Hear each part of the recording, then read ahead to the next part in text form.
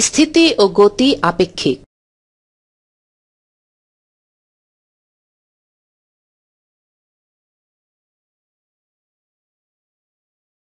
মুক্তার কাছে কোন কোন বস্তু স্থির এবং কোন কোন বস্তু গতিশীল মনে হলো?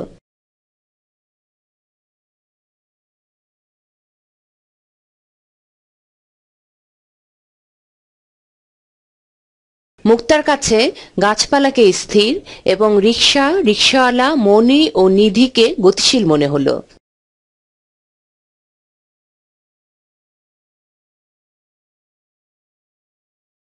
মণি ও নিধির কাছে কোন কোন বস্তু স্থির এবং কোন কোন বস্তু গতিশীল মনে হলো?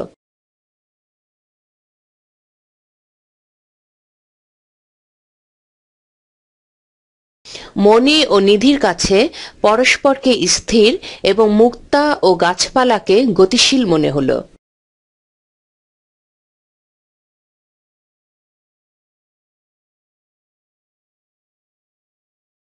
তাহলে দেখা যায় একই গাছ মুক্তার সাপেক্ষে স্থির কিন্তু মণি ও নিধির সাপেক্ষে গতিশীল মনে হচ্ছে।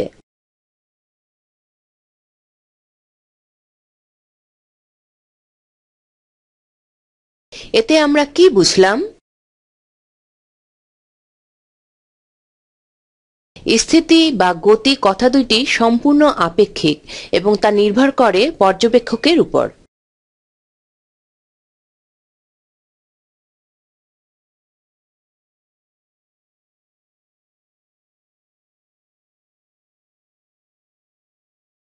কোনো নির্দিষ্ট বস্তু বা বিন্দুর সাপেক্ষে বস্তুর গতি, স্থিতি বা দূরত্ব নির্ণয় করলে সেই নির্দিষ্ট বস্তু বা বিন্দুকে প্রসঙ্গ কাঠামো বলা হয়।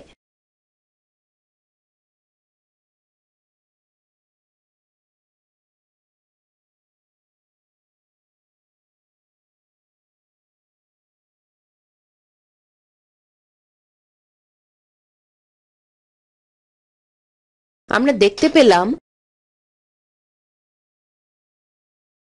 মুক্তার সাপেক্ষে রিকশাকে গতিশীল এবং গাছপালাকে স্থির মনে হবে।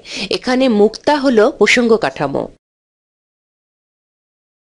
রিকশার সাপেক্ষে মুক্তা ও গাছপালাকে গতিশীল কিন্তু মণি ও নিধিকে স্থির মনে হবে। এখানে রিকশা হলো প্রসঙ্গ কাঠামো। আবার গাছ থেকে মুক্তার দূরত্ব পরিমাপ করা হলে তখন গাছ হবে প্রসঙ্গ কাঠামো।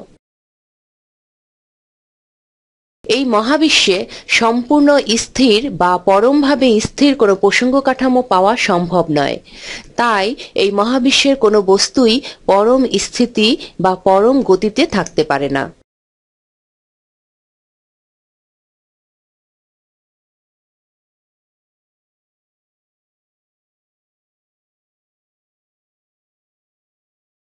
পৃথিবী সূর্যের চারদিকে ঘুরছে।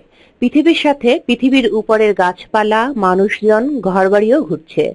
কিন্তু আমাদের কাছে সবকিছু স্থির মনে হয় কেন?